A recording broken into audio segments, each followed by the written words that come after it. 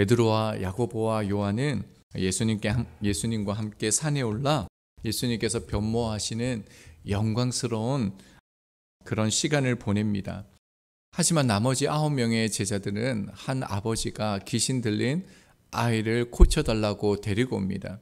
하지만 제자들이 이를 고칠 수가 없어서 굉장히 어렵고 난처한 시간을 보내고 있었을 때 마침 예수님께서 오셔서 고쳐주는 내용입니다.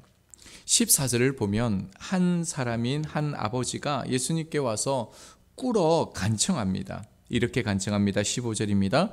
주여, 내 아들을 불쌍히 여기소서. 그가 간질로 심히 고생하여 자주 불에도 넘어지며 물에도 넘어지는지라. 성경의 제목을 보면 귀신 들린 아이를 고치시다라고 되어져 있는데 이 아이의 질병을 간질이라고 소개합니다. 18절을 보면요, 귀신이 나갔다라고 분명히 말하죠. 이유는 당시에 이 간질은 달에 비유해서 말했기 때문입니다. 이 달이 수시로 변하는데 귀신도 마찬가지로 이렇게 수시로 변하기 때문에 간질과 이 귀신 들린 것을 유사하게 보았기 때문에 이렇게 말하는 것입니다. 이 아이의 상태를 마가복음 9장 18절에서 마가는 이렇게 말합니다. 귀신이 어디서든지 그를 잡으며 거꾸러져 거품을 흘리며 이를 갈며 그리고 파리해지는지라 라고 설명합니다. 누가는요, 누가복음 9장 42절입니다. 귀신이 그를 거꾸로 때리고 심한 경련을 일으키게 하는지다 라고 얘기하고 있습니다. 오늘 본문뿐만 아니라 마가, 누가도 이 아이의 그 모습을 아주 자세하게 소개합니다. 그 이유가 무엇이겠습니까? 간질이나 이 귀신 들린 병이 아주 무서운 병이기 때문에 이렇게 말하는 것이 아닙니다. 이 아이의 상태가 그 누구도 고칠 수 없는 최악의 상태라는 겁니다. 절망적인 상태라는 겁니다. 그래서 이 아이를 어떻게 할 수 없는, 소망이 없는, 고칠 수 없는 그런 심각한 문제를 가지고 있는 상태가 이 아이라는 것을 우리 가운데 보여주는 것입니다. 자, 16절을 보겠습니다. 내가 주의 제자들에게 데리고 왔으나 능히 고치지 못하더이다 라고 얘기합니다. 이 말씀이 문제가 되는 것은요, 마태복음 10장을 보면 제자들에게 예수님께서 이미 귀신을 고치는 능력을 주셨다라는 겁니다. 그뿐만 아니라 실제로 제자들이 이전에요, 주님의 권능과 그 주님께서 주시는 이 병 고치는 능력을 가지고 실제로 이 병을 고치는, 쫓아내는 일을 행하였다라는 것입니다. 그런데 지금은 그런 능력과 그런 일을 행할 수 없는 상태입니다. 예수님께서 그래서 이렇게 말씀합니다. 17절이요. 예수께서 대답하여 이르시되 믿음이 없고 패역한 세대여, 내가 얼마나 너희와 함께 있으며 얼마나 너희에게 참으리요. 그를 이리로 데려오라 하시니라. 믿음이 없다라고 얘기합니다. 믿음이 하나도 없는 그런 상태이지요. 그리고 예수님은 패역했다라는 말을 합니다. 이 패역했다라는 단어는요, 하나님의 말씀을 듣지 않고 하나님의 말씀을 들려질 때에 고개를 돌리다, 마음을 돌리다라는 뜻을 가지고 있습니다. 그런데 사람들 앞에서, 제자들을 포함해서 이렇게 말하는 것은 좀 심한 것 같아 보이지 않습니까? 그리고 제자들이 진짜 믿음이 없습니까? 제자들이 패역한 세대입니까? 제자들은 믿음이 있었기 때문에 예수님을 쫓은 거 아닙니까? 사람들을 향하여 믿음이 없다라고 말하는 것은 일리가 있습니다. 마가복음 9장 22절입니다. 그러나 무엇을 하실 수 있거든 우리를 불쌍히 여기사 도와주옵소서. 처음에 이 아버지가 했던 말입니다. 무엇을 하실 수 있거든. 이 말은요, 어떤 것이라도 할 수 있거든 이라는 말입니다. 어떻게 보면 강구하는 말처럼 보이는데 이 말은 당시에요, 비아냥 그리는 그런 말이었습니다. 제자들도 할 수 없는데 당신이 스승인데 뭐라도 할 수 있으면 한번 해보라고 이렇게 비아냥되는 것, 이런 말입니다. 그러니까 이 사람들은 믿음이 없는 게 맞는 거죠. 그런데 왜 제자들은 믿음이 없고 패역한 것입니까? 자, 20절입니다. 이르시되 너희의 믿음이 작은 까닭이다라고 얘기합니다. 믿음이 작고와요, 믿음이 없고라는 것은 완전히 다른 말입니다. 믿음이 작다 이 말은 조금 있다라는 겁니다. 그러니까 제자들이 지금 믿음이 아주 작다라는 것입니다. 이게 의미하는 바가 무엇일까요? 지금 제자들은요, 주님을 따르기는 하는데, 믿기는 하는데요, 나 자신을 더 믿는 상태라는 것입니다. 이걸 다른 말로 얘기하면 주님을 따르지만 내 삶의 주인은 주님이 아니라 나인 상태라는 것입니다. 내 삶의 주인인 나인 사람의 특징은 분명하게 드러납니다. 병행 구절인데요, 마가복음 9장 29절입니다. 이르시되 기도 외에 다른 곳으로는 이런 종류가 나갈 수 없다라고 말씀하셨습니다. 그러니까 제자들은 지금 기도하지 않는 상태, 주님을 의뢰하거나 신뢰하지 않는 상태라는 것입니다. 무엇을 의지하고 있습니까? 자기의 과거, 자기의 경험, 자기를 의지했기 때문이라는 겁니다. 그래서 예수님과 함께 있는 제자들도 뭐라는 겁니까? 믿음이 없는 겁니다. 패역한 세대가 맞다라는 겁니다. 성경은 인생의 문제를요, 우리의 경험이나 우리가 가지고 있는 것을 의지해서 해결하려고 하는 그 자세를요, 믿음이 없다, 그 사람은 패역한 세대다라고 말하고 있다는 것입니다. 또 하나 주님께서는 믿음의 본질에 대해서 우리 가운데 말씀해 주시는데요, 한 번 더 20절 하반절입니다. 진실로 너희에게 이르노니 만일 너희에게 믿음이 겨자씨 하나만큼만 있어도 이 산을 명하여 여기서 저기로 옮겨지라 하면 옮겨질 것이요 또 너희가 못할 것이 없으리라. 저희는 믿음 딱 하면요, 선입견이 딱 하나 떠오릅니다. 믿음하면 큰 믿음이 있고 작은 믿음이 있다라고 생각합니다. 믿음을 딱 떠올리면 크기로 먼저 생각하는 선입견이죠. 자, 그렇다면요, 여기 그래도 새벽 기도하는 저희들의 믿음은 얼마 정도의 크기를 가지고 있는 것 같습니까? 주님께서 말씀하시는 믿음의 본질은요, 크기를 말하는 것이 아니라 생명력을 말하는 것입니다. 겨자씨 한 알이라고 얘기하고 있는데요, 이 겨자씨 한 알이 비록 작을지라도 살아있는 씨앗임을 말하는 겁니다. 겨자씨 한 알은 눈에 금방 띄지 않는 만큼 아주 작은 알갱이지만요, 이 씨앗이 생명이 있어서 뿌려져 심겨지면 어떻게 합니까? 자라죠. 그리고 그것이 많이 자라서요, 새들이 날아와 보금자리가 됩니다. 그뿐만 아니라 짐승이 와서 쉼을 누릴 수 있는 그 큰 것을 제공해 준다는 것입니다. 그러니까 주님께서 말하는 이 믿음의 본질은요, 겨자씨만큼 아무리 작아도 능력이 있다, 이것을 말하는 게 아니다는 겁니다. 믿음이 아무리 작을지라도 겨자씨처럼 생명력이 있으면 못할 것이 없다라는 것입니다. 그래서 주님은 너희에게 믿음이 없는 게 아니라 너희는 지금 생명력이 없다, 너희의 믿음은 자라나는 믿음이 아니다라는 것을 가르쳐 주시는 거죠. 자, 그렇다면요, 생명력을 우리가 알아야 됩니다. 자, 17절입니다.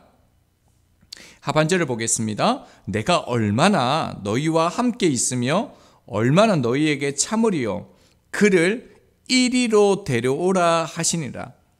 예수님께서 그들에게 믿음을 말씀하시고 난 다음에요, 제자들을 향해서 믿음이 이렇다, 너희가 한번 고쳐봐라, 너희가 이렇게 한번 해봐라, 이렇게 말씀하지 않으셨습니다.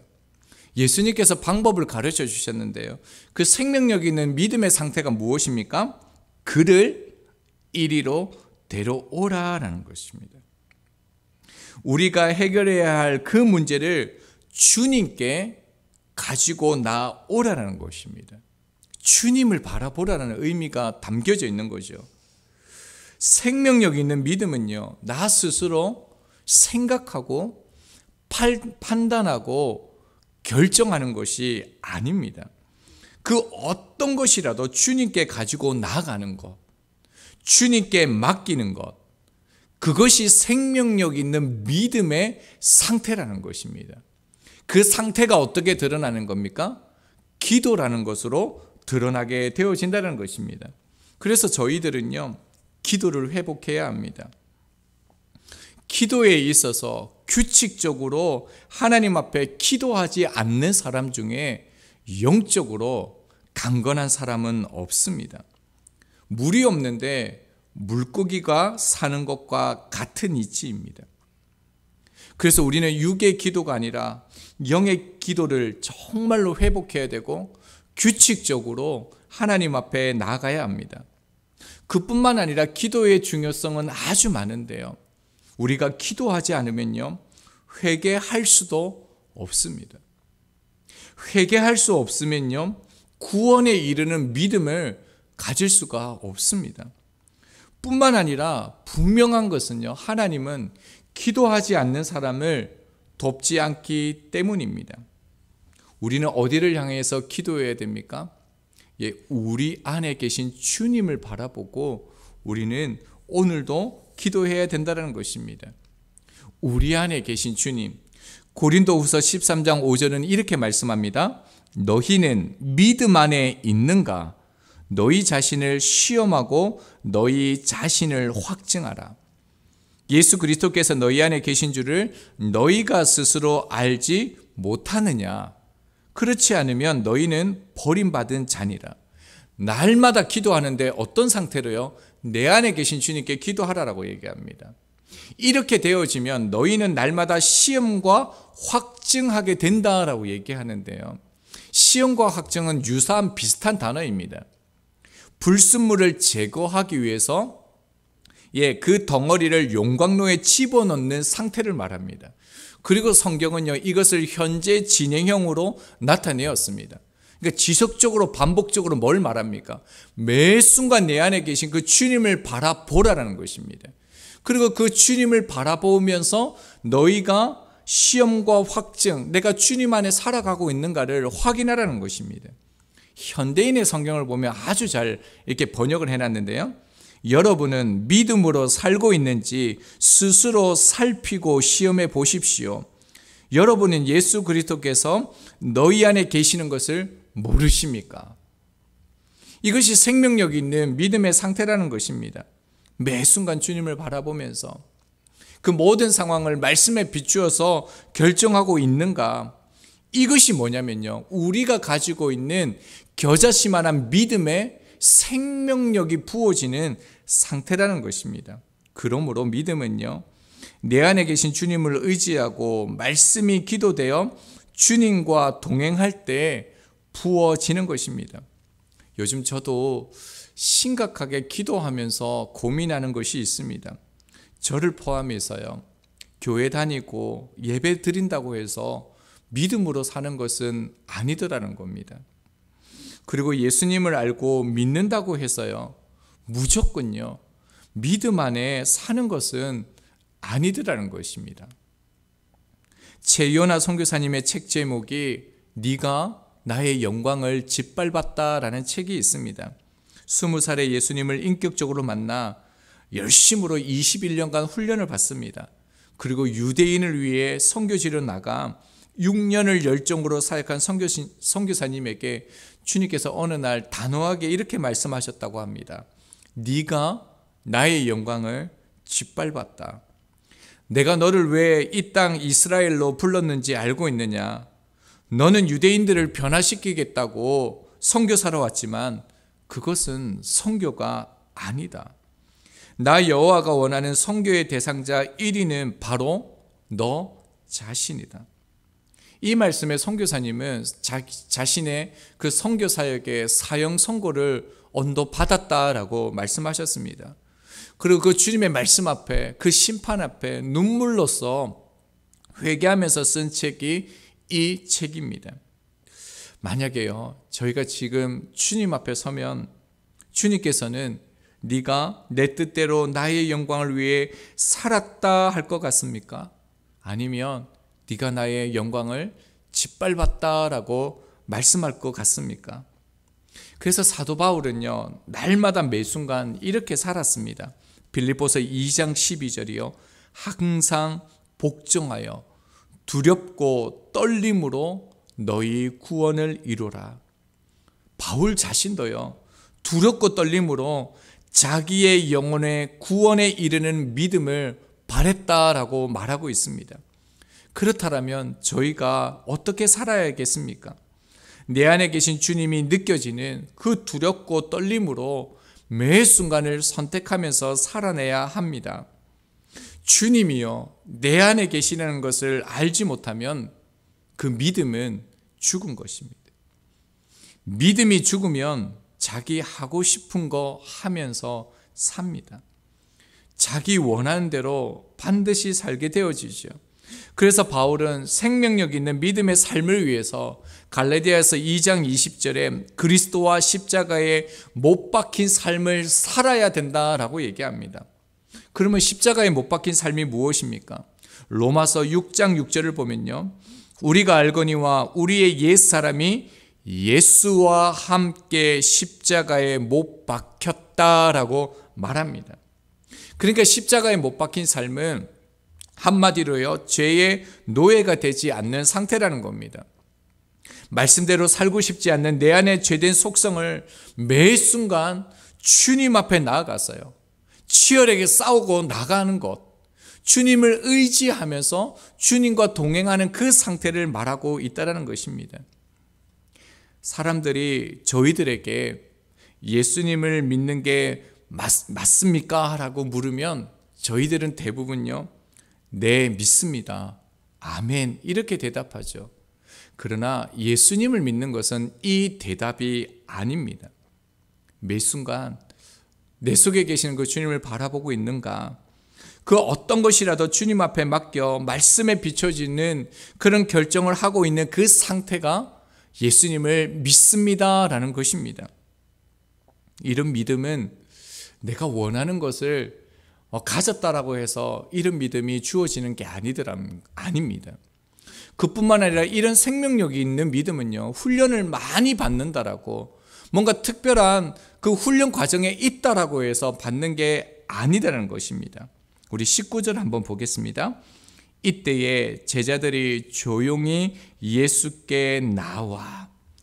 지금 주님과 이들은 함께하지만 이전에는 어땠습니까? 주님과 함께하지 못했습니다. 주님을 의지하고 구하지 않았습니다. 우리의 믿음은 그리스도와 함께 못 박힌 곳으로 가야 합니다. 그러나 저도 잘 알고 여러분도 잘 알 것입니다. 주님 안에 거하는, 주님을 바라보는 삶을 살기로 오늘도 결단하고 결심하지만 우리는요, 반드시 제자들처럼 실패할 겁니다. 분명히 또 넘어질 것입니다. 하지만 오늘 말씀은 우리 가운데 무엇을 가르쳐 줍니까? 그 실패를요, 또 주님 앞에 가지고 나아가면 된다라는 것입니다. 그래서 믿음 안에 사는 사람은 완성된 신앙을 가지고 살아가는 것이 아니라요, 더욱더 치열한 인생을 살아가더라는 것입니다. 믿음 안에 사는 사람이 선택할 수 있는 삶의 방식은 딱 하나입니다. 정말로 구원받은 사람이 살 수 있는 삶의 방식은 딱 하나입니다. 그것은 내 안에 계신 주님을 믿는 그 믿음 안에서 사는 삶, 이거 하나밖에 없습니다. 저희는 끊임없이 실패하지만요, 그 문제를 주님 앞에 가지고 나아갈 때 역사가 반드시 일어납니다. 우리 18절 마지막 말씀입니다. 이에 예수께서 꾸짖으시니 귀신이 나가고 아이가 그때부터 나으니라. 그 누구도 고칠 수 없는 최악의 상태, 절망적인 상황, 그 누구도 어떻게 할 수 없는 그 상황이요, 고침을 받습니다. 변화가 일어납니다. 우리 삶에 어떤 문제가 있습니까?